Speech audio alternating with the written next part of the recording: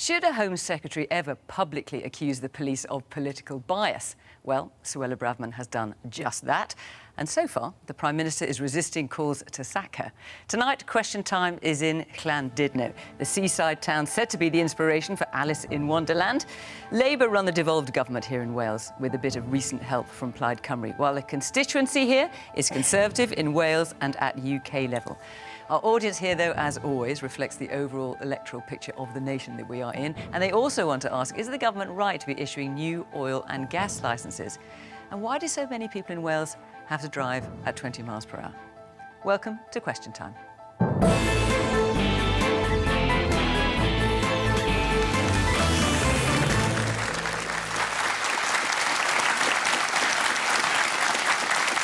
On our panel tonight, from the government, David TC Davies, who's been Secretary of State for Wales since Rishi Sunak became PM just over a year ago. In a previous life, the MP for Monmouth was a special constable and a keen amateur boxer. Another with an interesting past is Sir Chris Bryant. After time as an Anglican priest and then a stint at the BBC, he completed a novel hat-trick with election to Parliament for Rhondda in 2001. Now he's Labour's Shadow Minister for the Creative Industries and Digital. The leader of Plaid Cymru's 4 MPs at Westminster is Liz Saville Roberts. Plaid, or the Party of Wales, are committed to Welsh independence and also have just under a quarter of seats in the Welsh Parliament or Senedd, where they work closely with the governing Labour group. As a professional soprano, Camilla Kerslake has sung to capacity crowds at the Millennium Stadium, Wembley and Old Trafford, so an audience in North Wales tonight should be no problem. She was the first signing on Gary Barlow's record label and now combines her music with her social mobility charity, the Kerslake Robshaw Foundation. And Anne McElvoy is the executive editor at the news organisation Politico and host of the podcast Power Play. She has a column for The Eye and London Evening Standard and stretches her mind further on Radio 4's Moral Maze.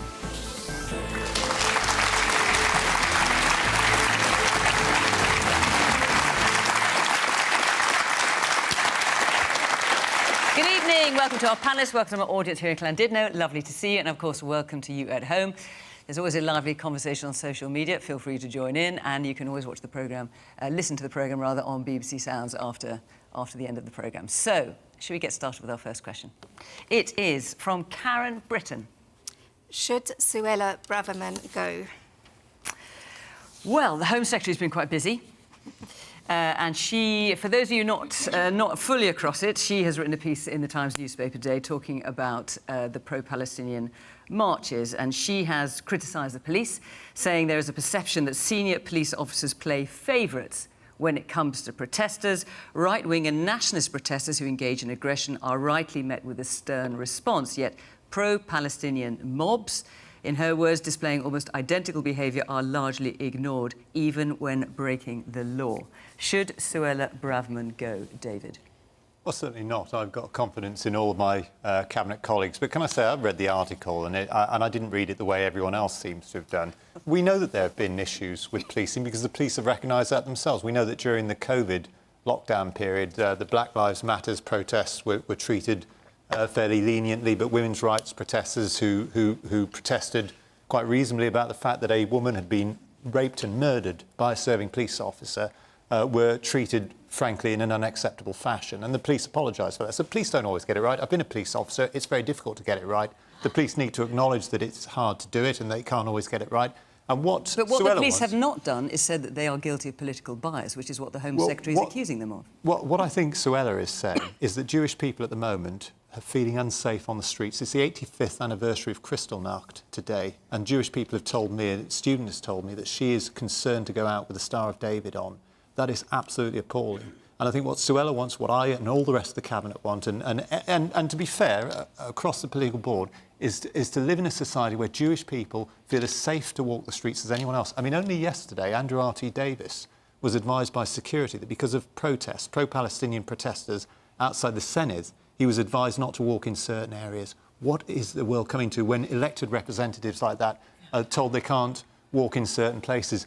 And what I would appeal to the Palestinian protest march organisers to do is to look at some of the extremist statements that are being made by people, anti-Jewish, anti-Semitic statements, and distance themselves from those statements and from those extremists. So can I ask you, do you agree with Suella Braverman, your friend, as you say, that the police are guilty of political bias when it comes to protests? The police have accepted that there have been occasions in the past where they haven't always got it right. I know you've made that point already. I'm Yeah, asking a different one. well, do you agree that that getting it wrong is motivated by political bias, which is what the Home Secretary is claiming?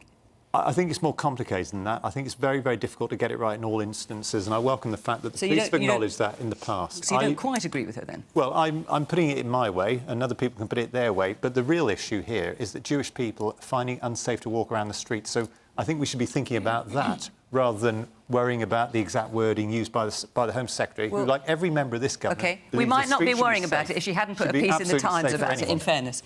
Chris? Well, I'll start with the bit where I agree with David, which is that everybody in this country should feel safe when they walk the streets, regardless of their religion, their creed, their colour or their background. And I do worry, of course, that at this time there are Jewish people in the country, kids who feel they're unable to go to school with the Star of David showing on their school uniform. That is a very worrying place to be in. But I say this, it is absolutely right that there's no place for hate on our streets, but there's no place for hate in the Home Office either. And I think that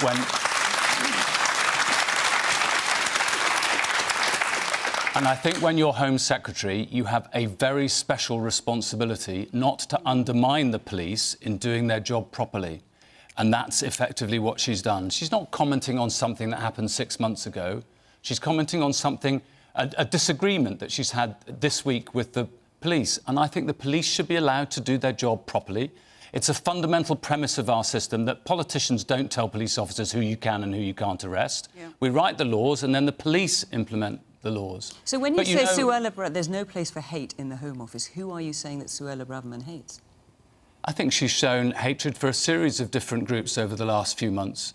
And for me, this is not... I've just come to them, but for instance, I think it was completely inappropriate of her to say that homelessness is a lifestyle choice. How can that be right?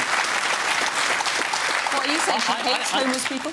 Well, I think she's betraying a degree of hatred in that, yes. And I'll tell you why, because I've done a lot of work on brain injury. There's lots of evidence from a report in 2019 that a significant number of the people who are sleeping rough these days, and incidentally the numbers have gone up 74% since 2010, are people who've had a brain injury. They haven't chosen to be in that situation. So, but you know, there are other reasons why I don't think she's suitable. And so do you think she should go, Chris? Because the question is, should Suella Braverman go? So should the Prime Minister sack her? Well, why is she Home Secretary when 90% of crimes go unsolved at the moment? OK, but what's your answer to that question? Well, I'm coming to it, but why is she Home Secretary when the asylum backlog has gone up and we're spending millions of pounds every week on putting asylum seekers in hotels? Okay. I'll tell you why. Now, I want you to answer the question from Karen. Should she go? And I'll tell you why she's there. It's because Rishi Sunak is too weak to sack her. OK. Should she go? I cannot put it... Yes. That's the question. Right. But Rishi Sunak won't sack her because he's far too weak. He either agrees with her, in which case he should say so. She's broken the ministerial code. She didn't have what she put in the newspaper last night cleared by number 10 Downing Street. And Rishi Sunak is the person who makes decisions about the ministerial code. Of course, he should do the decent thing, but he is too weak. Man here in the grey sweater. She should go, definitely. What people don't understand, these marches, hopefully, will just be pro-Palestinian, no hatred. They're not pro-Hamas, they're just pro-Palestinian people. So as far as I'm concerned, they should have a right to march, but in a nice, peaceful way, and obviously not cause any destruction or violence. That's what they should do, and hopefully 99% of people will do that. So yes, the march should go ahead, and Suella Braverman, whatever you want to call her, should be gone, because in my opinion, she's a racist. OK. I mean, she is not here to... That's a very serious allegation. She's not here to answer it. I suspect she would disagree with you, but I hear your point. In my opinion. The woman there in the black polo neck. Mr Davies has said that he stands by his colleague. Does that mean he agrees that homelessness is a lifestyle choice? Well, can I go back to a lot of this? No, do you want to just answer that question? Let's not go on a sort of trip around. Is not a racist. Homelessness is caused by many complex factors. And if you look at what Suella was saying, she was saying that there were numbers of people in certain cities who are using homelessness as a means to try and avoid arrest and harassing people on the streets. That's not all people who are homeless, but obviously we have reduced numbers. I don't know where Chris is getting his statistics from. We've actually the words reduced she used were a homelessness. lifestyle choice. Do you agree with that? That's not what you're for being everyone, asked. of course not. But there are people who harass people on the streets of major cities, and we need to tackle that. And frankly, for Chris to talk about crime and immigration, when at the same time he knows perfectly well his party have voted against every single measure we've brought in to tackle criminality. They've voted against every single measure we brought in to deal with illegal immigration. And we're about to bring in, through the King's speech, measures that will mean that people who commit the worst crimes, rape and murder, can spend their whole lives in prison. And I'll be very interested to see whether the Labour Party, for once, actually back tough measures on criminality. Let's stick to the point, dare I say, These are all which is points that were Karen's raised. question. Yeah. Anne, I'll come to you in a minute. Anne, should Suella Braverman go?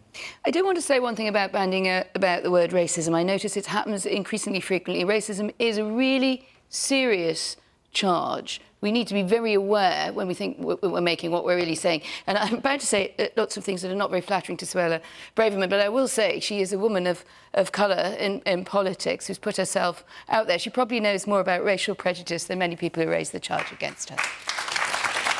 That was the good bit. The nicer bit. I do feel that she has overstepped. I think a great principle at the moment, and I'm sure we'll come on to Israel and Gaza, is when things are heated in the public debate, first, do no harm is a pretty good principle. And I know we will, I think we'll have big differences on this panel, we'll have big differences with the audience as well on what should happen.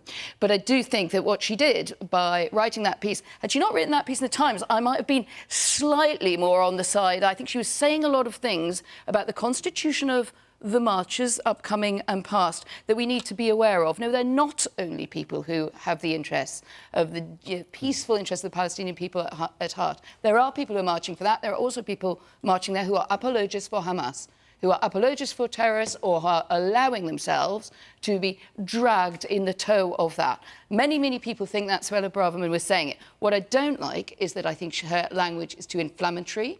I think she could make her point very strongly without using the words that she uses.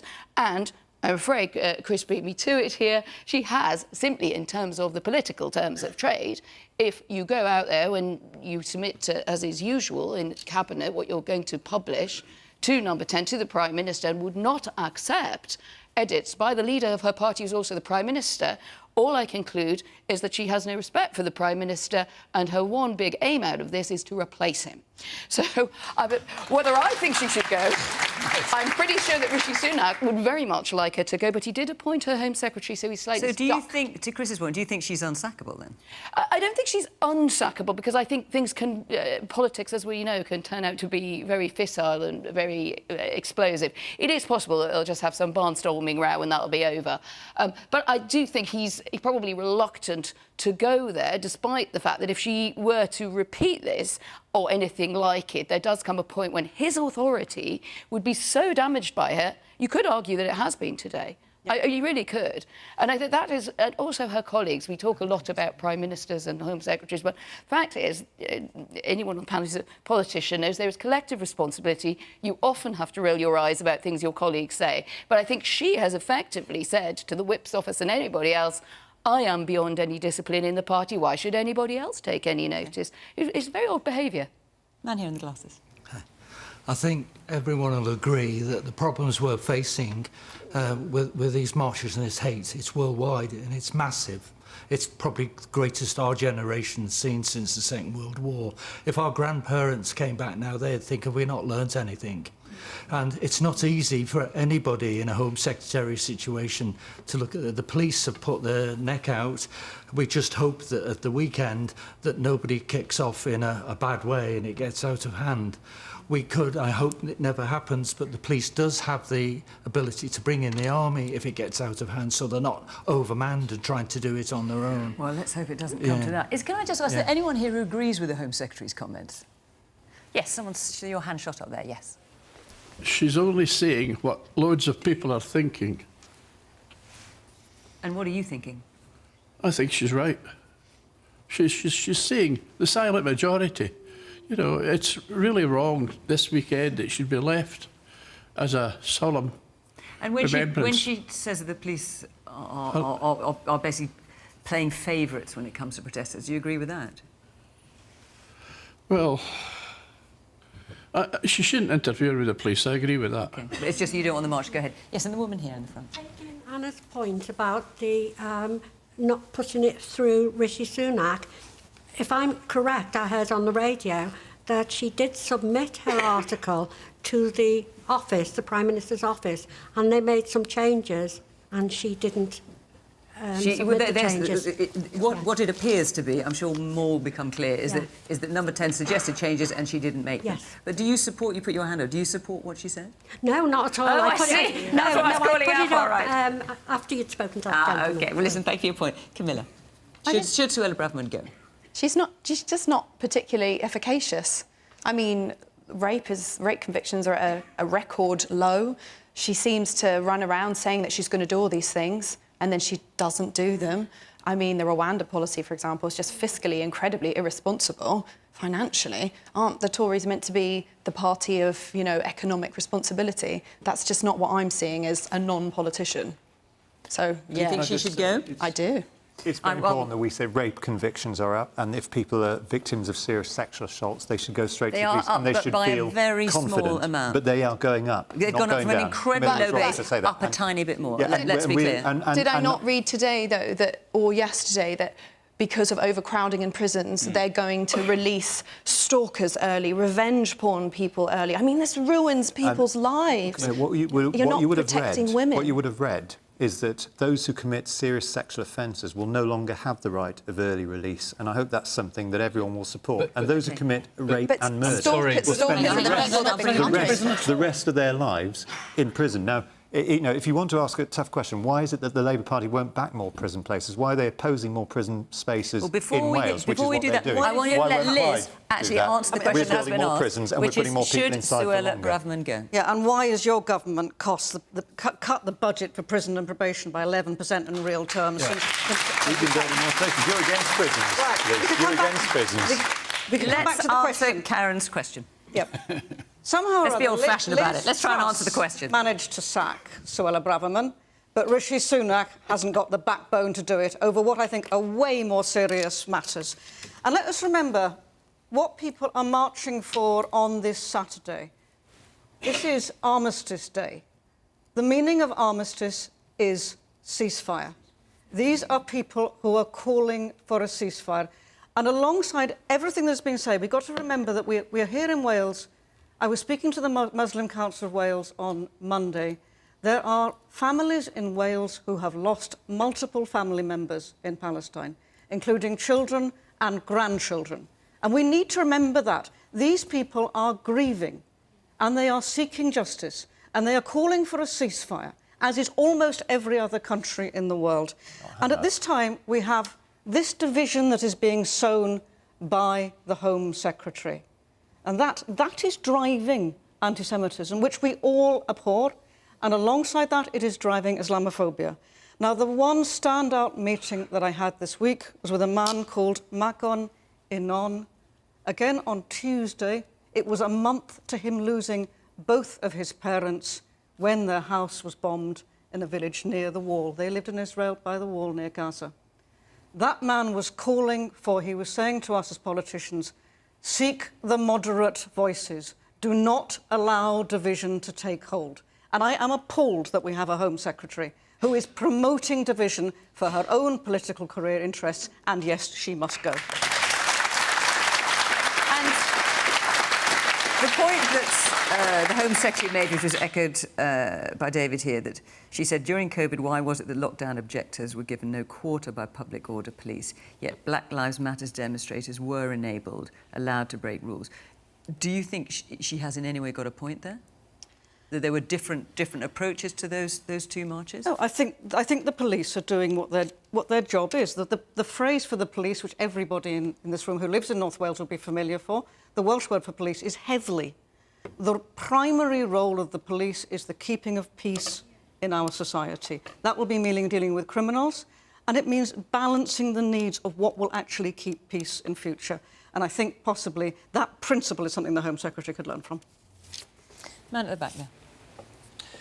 I tend to agree a little with the chap on my left here, but I wouldn't go as far as to say I agree with her, what she's accused the Met Police of.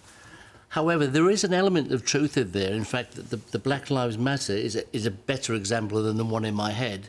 I was actually thinking of the many demonstrations committed by hundreds in West London in recent weeks. Hundreds of people driving about in cars, flares, flags out of windows, Palestinian flags, to the disquiet of the local population. They don't seem to be present there, the police.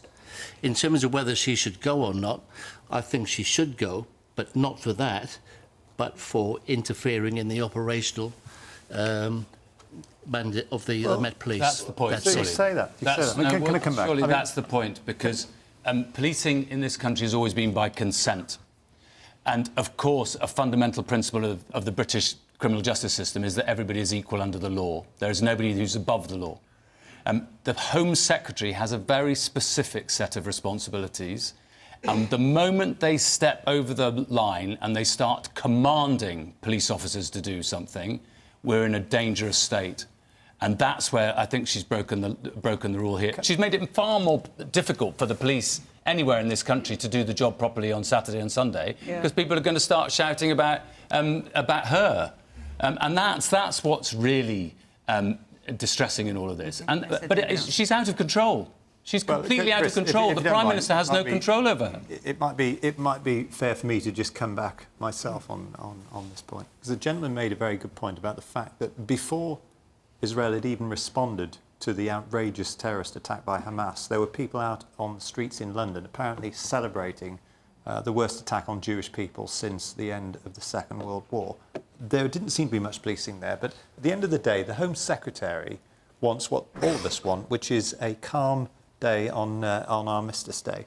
She does not want to see the sorts of signs the sorts of scenes that we saw in parts of London, and we're getting there because the organisers of the march have now said that they will not march anywhere near the cenotaph. Well, they said that some time ago. They haven't suddenly. They said they will go off at a different time, and I would like to think that because of the discussions that are taking place, what we will see will be more reasonable. I hope the organisers will go a little bit further. Let me ask you. I honestly don't.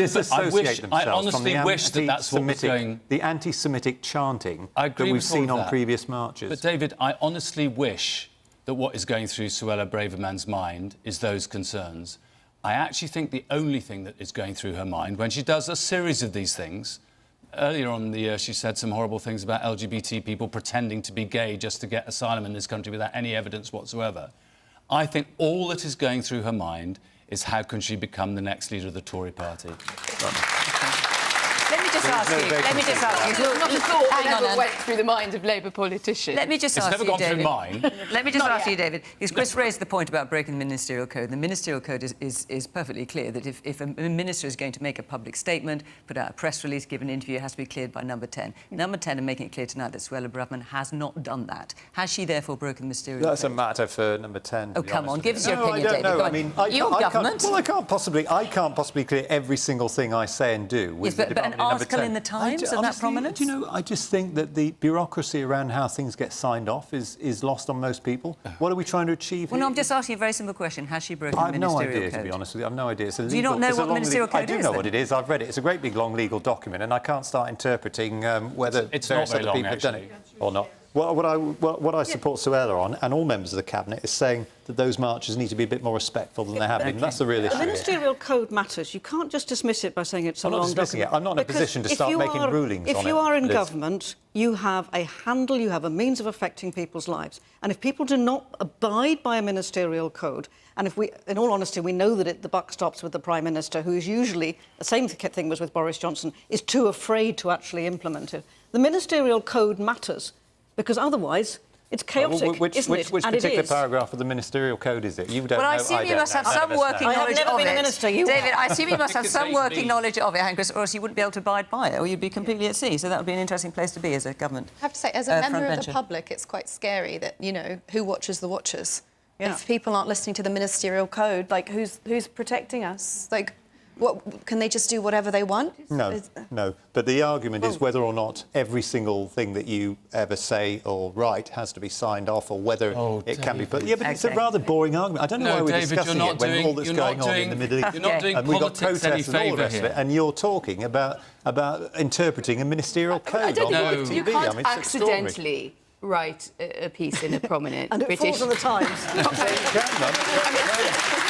Okay. Probably like a lot of columnists, I write too much, you know, and occasionally I write one line, I think, oh, did I really write that? But I do think she probably did need to write it, whether or not it was or wasn't within the ministerial code. I think she should be defended either because you think what she said was defensible, and I thought the gentleman actually had something of a point, like a lot of awkward populists. We have difficulty with a lot of us, but they're often sort of saying something that they think that the police or that some institutions have taken sometimes the path of least resistance in being softer on some protests and some social movements than on others. I think that's a very legitimate debate, but I don't think she engaged it by accident. All right, I'm going to move on.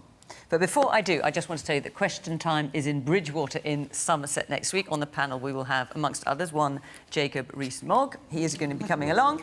And in... what was that response there? And in a fortnight's time, we are in Stevenage in Hertfordshire. So if you'd like to come along to either programme, Bridgewater or Stevenage, just go to the Question Time website. Here's the address and follow the instructions there. And we would very much like to see you. Right, let's move on. Let's take another question from Paul Cox. With annual licences being confirmed for oil and gas in the North Sea, how is this compatible with reaching net zero? Right, so this was in the King's speech this week, confirmed in the King's speech. Chris, kick us off. Well, it patently isn't. And in fact, it won't, as we know from the Energy Secretary, Claire Coutinho, it won't cut bills for anybody in this country. It won't do anybody any favours in this country. One of the problems is that the oil that might be extracted under this is now very heavy oil, so it can't even be refined in this country. It won't bring financial benefit to this country, and we shouldn't be proceeding with it. And if there were a Labour government, we wouldn't. So why do you not... I mean, you know that you could stop it in its tracks. Given that Labour is very far ahead in the polls, it may become the next government. If Keir Starmer was to say, we will not honour those licences, the companies probably wouldn't bid for them. You could stop this, but you're choosing not to. I'm not sure that that's right.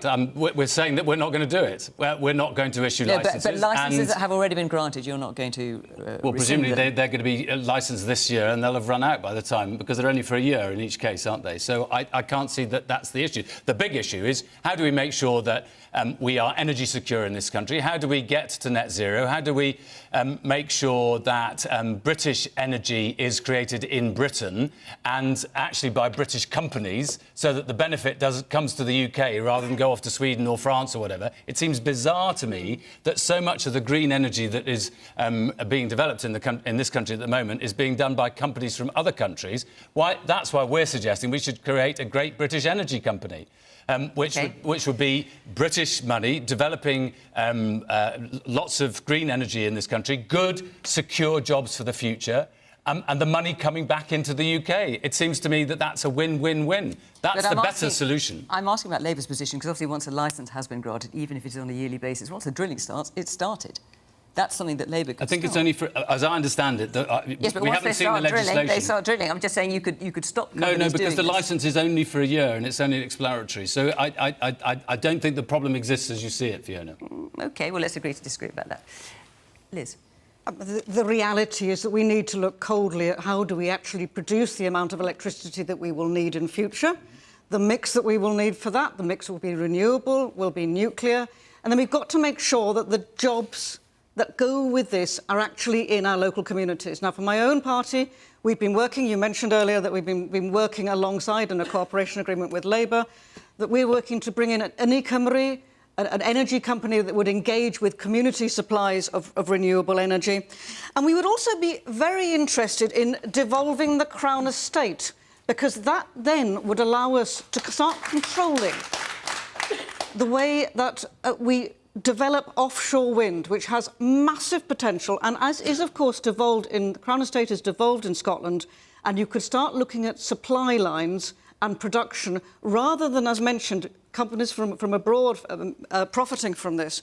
And particularly for Wales, where we're in a situation where historically we have produced more energy than we actually use, we actually require, but we have not been paid. We have not been able to grow our own economy on the back of that. There's some really exciting opportunities here, But we need also to recognise from a government that has made the funding as difficult as possible that central government has to enable the infrastructure for this to take place. And the dithering that I have seen since I became an MP in 2015 has frankly been, it's so depressing when we see this as an urgent thing that's coming down the track to us.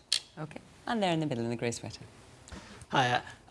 As a healthcare professional, the government's response to climate change terrifies me. It is the greatest threat to human health that the UN has declared. We're seeing currently unprecedented droughts in the Amazon. We're seeing the collapse of the West Antarctic ice sheet. We're seeing the collapse of the Greenland ice sheet. We're seeing sea temperatures rise faster than ever before.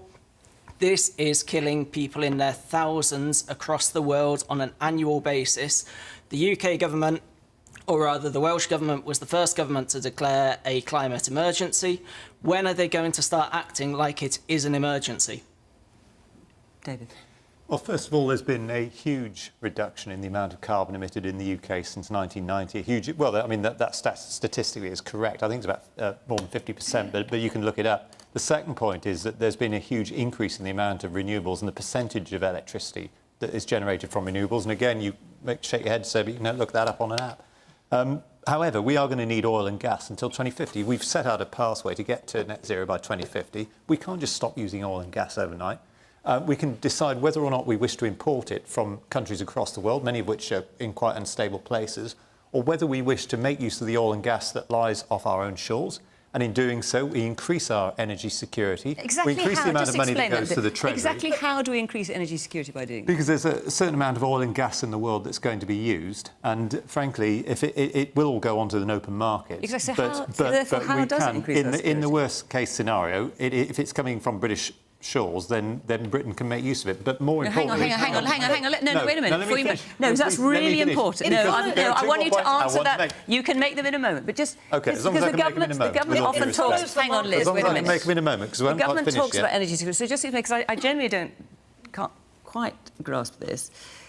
If the oil or gas is drilled and a private company then decides it's going to sell it on the open market to whoever it wants to sell it to, how does that help Britain's energy security? We will surely be in line along with everyone else buying it. Or Well, am I we missing will, something? but I think you'll find that if we had to, we could make sure that it came into the United Kingdom. For a start, it would have to go via the United Kingdom to get out. So how, what, you would hang on, no, wait. You can make them, but this is important. So you would force the company, the private company, in order to sell it to us at a time of... Very hypothetical. Well, you're saying it would increase our energy security. We're not there, I'm just trying to are we? understand Well, we're not there yet. So the other point I wanted to make is there are... Have you understood it?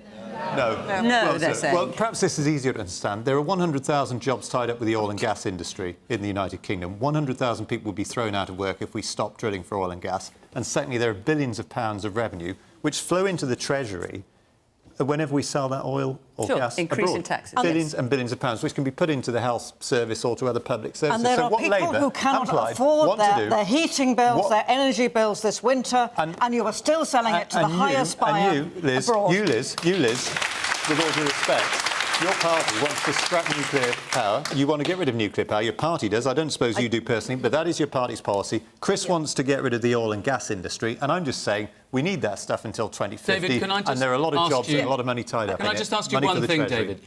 You, in the past, I don't know whether this is still your view, but you said that man-made climate change is in doubt. No, I've never said that, Chris. Have a look at every speech I've made on the subject, and you'll see that I've qualified it. I've qualified it every single speech. I've said that CO2 has an impact. So you slightly think it? No, I've said in every single speech, Chris, you know, I love the fact that you want to look at my speeches. Have a look at them. Every single speech I've made, I've said CO2 is a warming gas and obviously has an impact on the climate. But I don't agree. But you don't think there's a climate emergency? I don't think we should be shutting down our oil and gas industry. You don't think there's a climate emergency that we need to take seriously? I think we can get to net zero by 2050 and we're taking it very seriously indeed. Look at what's going on in West Wales with all the floating offshore wind turbines. But you won't develop Crown Estate, so we get money for it. Let's hear a bit more from our audience, because that's why they're here. The woman here in the front. I think Labour government made it worse. You've now put our roads down from 30 mile an hour to 20 mile an hour, and we are shooting at emissions, and nothing more but emissions, and making it worse. We're going to come to that. So hold your fire. Hold your fire. Yes, the person there in this maroon shirt, I think you've got one of the glasses, yeah. One of Wales's greatest assets is the coastline. Is either of the major parties brave enough to fund development of tidal power. Tidal power, OK, we'll come back to... And then right at the back there, a man in the maroon sweater, yeah, also with glasses, yeah. There's a balance between climate change and there's a balance between employment.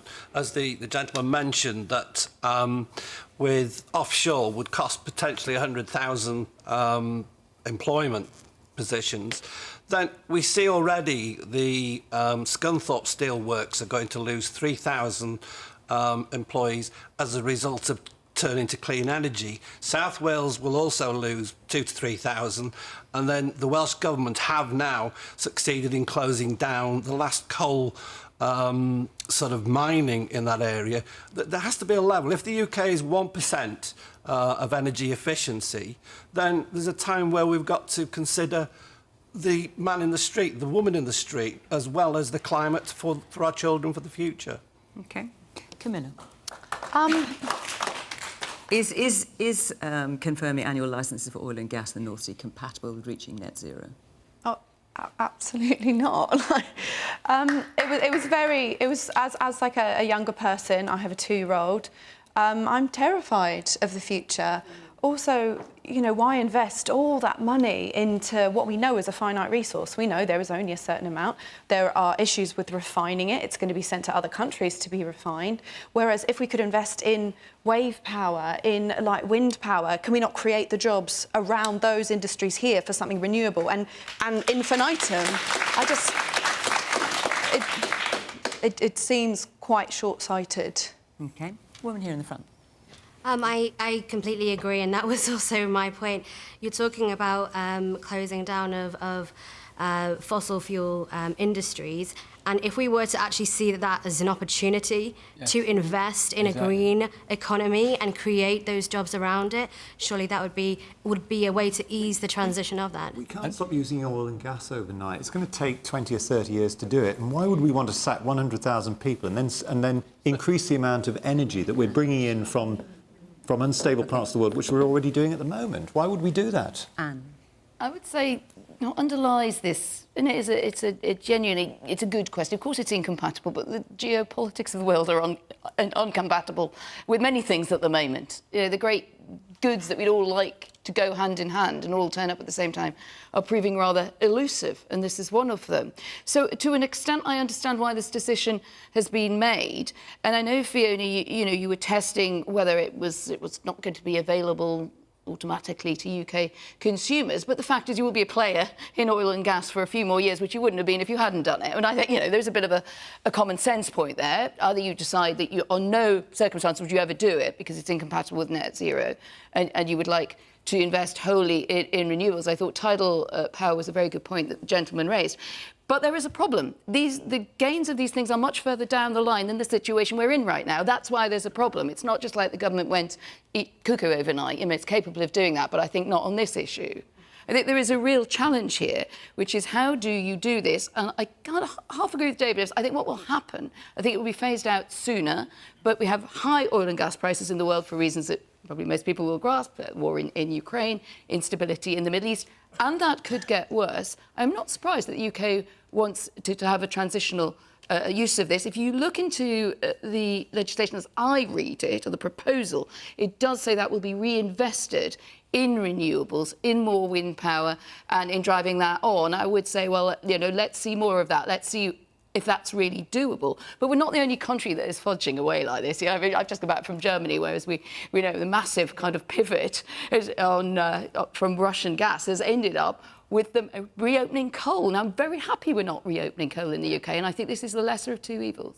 Do you want to just answer quickly the point, David, about tidal power? You asked well, about why the government are investing in tidal power, but tidal power comes in at around £200 a megawatt hour, which is about 4 or 5 times the current rate. We're also investing a huge amount in wind turbines, offshore wind, which the price has come down on that to a level that actually makes it quite difficult to get people investing in tidal energy as well. So the point is there is a huge amount going on, but we're not going to be able to switch over to generating all of our energy from renewables overnight, and we are going to need oil and gas over the next 30 years. And I don't want to see 100,000 people needlessly losing their jobs while we bring the oil and gas in from other parts of the world, which are not stable, which answers your question as to why that helps us. because we don't want to be dependent on unstable parts of the world for our energy. But just imagine if in this country we actually had an industrial strategy. But we've got one, Chris. Which decided... No, we've got one. We absolutely have. Look what's happening in Port Talbot, Chris, just down the road from you, where we are spending £500 million to create an electric arc furnace. It's going to save 5,000 jobs and the supply chain, and £100 million to support people who may lose their jobs as a result. That's an industrial policy, Chris. 2,000 people are losing their jobs down there, and another 3,000 elsewhere in the UK, and we're not going to be able to produce our own virgin steel in this country because you've not decided to act. We never could, because we had to import the iron ore, Chris. David, please just let me finish a sentence and a half at least. Just imagine if all the wind turbines that are on the mountains in Wales were actually made in Wales. That'd be a strategy, wouldn't it? Because that'd be jobs for people in this country, and it'd be money coming back into the Welsh economy and into the British economy. And I would also like to see us insulating homes properly in this country. That would also be jobs, serious jobs for people in this country, and that would more than meet the 100,000. But you need to have a government that is determined to have an industrial strategy where we build things in our own country. Is that a spending commitment then? I mean, look, you know, everything you've said is about 4 kind of almost spending commitments in there. You have to admit, it's not as simple as saying all of these things need to happen. Your Labour, I think, very reasonably came up with a green jobs strategy. Yeah, and that's exactly what I've just laid out. And had to push it 2 years down the line because it couldn't afford 28 billion a year. We are in a really bad position on public finances, and to simply say, well, we can just absolutely have all these gains when we want them, and if only you just got rid of the Tories, it would all happen tomorrow. I think you know that's not quite the way. Well, that's why I didn't say any of that, and so don't. I didn't. I said very specific. I laid out specifically what we want to do if we get to form a government. There's no guarantee that we'll get to form a government, but we would like to form a government. And of course, everything won't happen on day one. That's not how the world works, and I didn't ever suggest that it would. But if you had a government that started on day one to have a plan to put it in operation, then you might actually change the way this country's economy works. OK. I'm going to stop it there because I'm going to move on to far and away the most popular question of the night. We know what this is. Raised already. So, Valerie Gregory, is that you? You're not Valerie, are you? Valerie Gregory, where? I'm here. Oh, right, OK. There we go. Let's have your question. OK. Should the rest of the UK follow the Welsh implementation of a nationwide 20 miles per hour speed limit? Right. Now, I don't need to tell any of you this here, sitting here, but for those not so familiar with it outside Wales, in September, Wales became the first nation in the UK to impose a 20-mile-per-hour speed limit on all residential and built-up areas, with a few exceptions if the councils want to do that. But basically, that's the well, OK, you can correct me if I'm wrong, and that's 35% of all roads in Wales. Is that not right then, Liz? Well, the county in which I live, Gwynedd, made 85 exceptions to this. So the sense that it... Out of how many roads? Well, that is more than the communities that we have. So that is 85 exceptions, and that is higher than any of the other counties of North Wales put together. Now, where I would question how Welsh Government has handled this is the imposing from above. But when I drove here from Crewe, the whole of Crewe was 20 miles an hour when I went down the high street. This isn't just happening in Wales. Now, I do have an issue, and I do understand that people have an issue with this being imposed from above, and I think that it will be important to make sure that we can put more, that it becomes relatively easy. When communities choose that they want to raise their speed limit from 20 miles an hour to 30 miles an hour, that they're able to do that. But it does interest me that road traffic accidents are the largest cause of children's serious injury in Wales.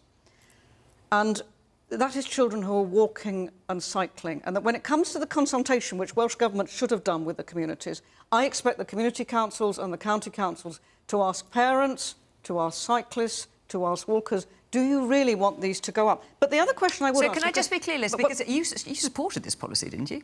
Well, the county in which I operate is the one that has brought in the highest number of exemptions. But what I mean is Plaid has supported this policy. I mean, it's just you're talking as if this was something the Welsh Government brought in which has nothing to do with Plaid, but Plaid absolutely supported it, didn't they? And also, before this came in, there were Tory Senedd members deeply supportive. Now, I must say one thing also. We're discussing this, and I know that the Tory members a member of this panel will probably address this issue as well. I hope but there are no Senedd members here to be held account for this.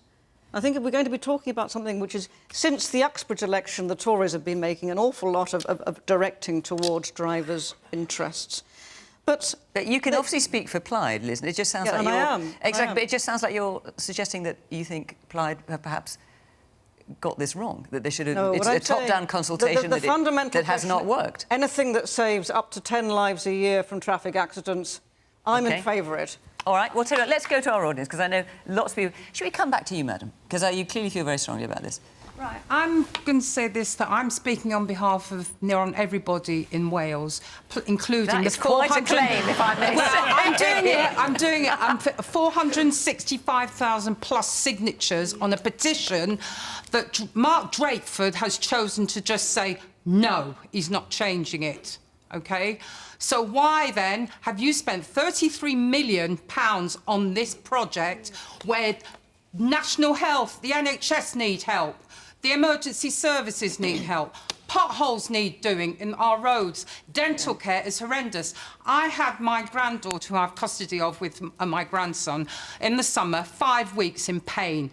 And every day I emailed my surgery, I phoned my surgery, no appointments. In the end, I had to take her overseas to be told the treatment should have been done weeks prior, and it cost me $575, and she had to lose a tooth and have a filling. Can you answer that? Can you honestly answer that? The NHS is dying because it's got no money. You waste £33,000 on signs that you're now reverting back to 30 million from 20. 3 million, actually. Yeah, yes, million pounds, beg your pardon. OK. OK, so the NHS need help, emergency services need help, dental care need help. Do something about it, please. All right. The man here in the glasses. I also live in Gwynedd, and I agree also that the way it's been implemented there is good. I do object to this constant use of a blanket imposition, which is not. It's certainly not in Gwynedd. Also, as an ex-police officer, I have unfortunately seen the devastation caused by accidents involving children, involving and fatal accidents that could have been avoided with less speed. I'm so not you talking support about it in principle? I do support it in principle, yeah. I mean, I'm not saying, for 20 to 30 mile an hour. I'm talking speed in general. And if any of us drive constantly, you will see that speed is an issue, and anything to be done to tackle that is very important. Woman here in the grey. I'm not necessarily opposed to it, but I feel like with the amount of money that was spent, especially I live on Anglesey, they've cancelled a third crossing. They haven't finished fixing the Menai Bridge. That's now a one road situation at the moment. The amount of money that's been spent on this, if you're going to do it properly. Fix the roads, put in more public transport. The village that I live in has one bus go through a day, So there's a lot more that could have been done. If you're going to do this, I just think they should have done it properly and as a bigger job, Let's be clear, every sensible person will support 20-mile-an-hour speed limits outside schools, hospitals, or where there are vulnerable people walking. It is the way this has been done. It is a blanket limit because it's been brought in on all roads where there's currently a 30-mile zone. Unless councils want to jump through a load of hoops, we can. Hang on, lots of people who live here are disagreeing with you. But basically, the Welsh Government themselves were bragging about the fact they were bringing this in. The second point is, it has cost £30 million to do that, just at a time when the Welsh Labour government are the only government in the United Kingdom who are cutting NHS budgets, and they've just ordered a cut of £65 million. Now, one of that lady's absolutely right. I had to phone an ambulance the other day for my father-in-law, 999, at 11 o'clock in the morning. It turned up at, 11 o'clock in the morning, and it turned up 15 hours later at 4 in the morning, and then he spent 6 hours on the back of an ambulance waiting for a bed to come available. That's Labour-run National Health Service. I mean, the Welsh Government, as you well know, David, is claiming that this policy will save them 20%. They're getting 20% more money. They're getting 20% more money per head than patients in England. Hang on. David, let me just interrupt for a second. Just for a bit of balance here, the Welsh Government is saying that it hopes it will save money because in terms of fewer casualties, fewer fatalities, and the stress that puts on the NHS? Well, we'll see, but they've certainly got money to spend when they want it. And top of their list of things to spend money on is not the NHS, it's £100 million for dozens of extra politicians. And I hope you're going to ask Chris, would you rather see more nurses, doctors and paramedics or more Senate members? Because I'd rather see the money going on the National Health Service and not on members of the Senate. What I'm going to ask Chris is the actual question. So, should the rest of the UK follow the Welsh implementation of a nationwide 20 miles per hour speed limit? Now, obviously, the Welsh government is Labour, has been Labour for a long time now, obviously supported by Plaid Cymru. Is this something that Labour would like to see? Do you support it? Lots of places in England are already have 20 mile an hour, and Scotland and Northern Ireland, large parts of Belfast, for instance, and Edinburgh and lots of other places, and large chunks of London, for instance, have 20 miles.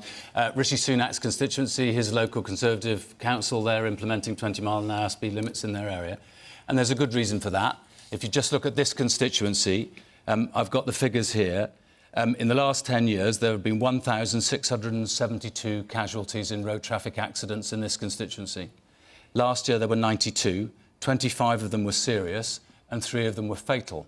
And in fact, the speed limit on the road just outside here, getting into here, was changed from 40 miles an hour to 30 miles an hour after a long campaign by people because there have been several fatalities on the road. So would you welcome this policy across England, then, for example? No, so I believe in devolution, and I think where we've got it a bit wrong and where I think there must be a review of the way it's been implemented is that some of the bits are just bonkers. It's not blanket, by the way, and David, I really wish you would stop that line, because 60% of the roads in Wales are 40 miles an hour or faster, exactly the same as they were before the... Unless the council it's exactly the same as it was before the rule was changed. But there are some areas where it's just a bit, frankly, bonkers. You go from 20 to 30 back to 20.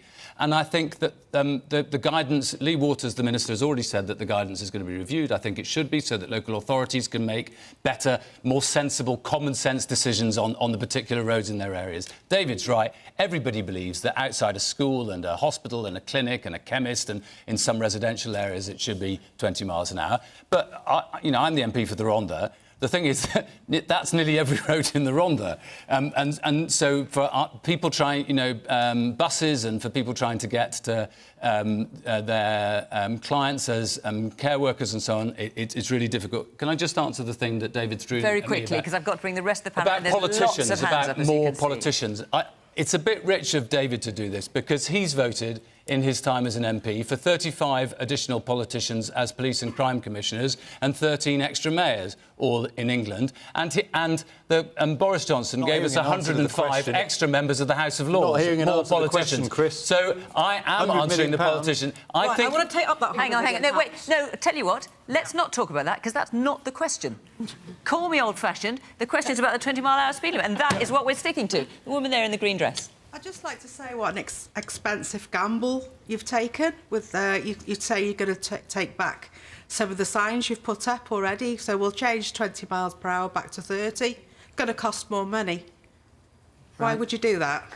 Why didn't you think about it first before implementing and putting it in force? All right. Camilla, what's your view on this? I remember when it came in London, and initially it just seemed absolutely nonsensical. It's especially, I do agree with it past schools and all that kind of thing, but on a Sunday there's no kids there, and it was, well, there might be football clubs and that kind of thing, but it was quite irritating, and it was quite a lot to get your head round. But we did get our heads around it. It's not all the roads, but it is a lot of the roads, and we did start seeing a lot less fatalities with regards to children getting hit or, drunk drivers veering off the road and taking out someone just trying to walk.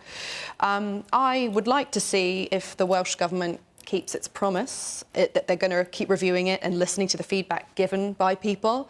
We'll see. I think if that comes into play, I think there definitely needs to be just common sense with it, have it where it's needed, don't have it where it's not needed. I mean, it's incredibly irritating when you're on an empty road and you have to remain going 20. We're all busy, we've all got stuff to do. But at the same time, if it is outside places where there are vulnerable people, then I do agree with it, if it's done sensibly. Sensibly, all right. Anne. Thank you. I really rather agree with that. I think when 20 miles an hour came in, a lot of people thought, yeah, we were all sort of, if you're of a certain age, it was sort of brought up as if, you know, there's a God-given 30 miles an hour, wasn't it? I thought the signs sort of came down and sort of were planted there by the Almighty. And I do think it was, on the whole, beneficial to slow down to 20 miles an hour in built-up areas. So do you think the rest of the UK should do it? That's the question. No, absolutely not. And I'm going to tell you why. Because I think what will happen is it's much better if these things... And one reason I'm happy to see this kind of experimentation, and devolution is the right word that Chris used here. We do need to try things. We need to try different things in different parts of the UK. And if people don't like them, we'll find out. I think that there was a question in Wales, and as I say, I came up on the train today. You might be able to tell by... but I'm not from just round the corner. So I don't know really how I'd feel in practice. If I was in a community here, I'd have to look at how it worked. But I do think if you're seeing a lot of pushback, is it the case that one way or other this will be looked at and adjusted? Or is it a bit the case that there's a slight kind of ideological zeal behind it, in which case it really isn't open to question? The important thing, I think, in communities where we do this kind of policy experimentation, which I think is on the whole quite a good thing, is what is your mechanism for listening to the people who don't agree with you? And how open are you to that? So that would be the only question that I might pose to those who have a very strong view on this. OK. The man there in the blue jacket, yes. I think there are a few points here.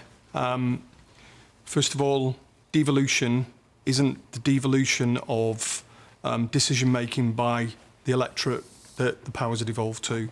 You still need to consult. And Labour, frankly, they've not consulted. The Senate has not consulted and listened.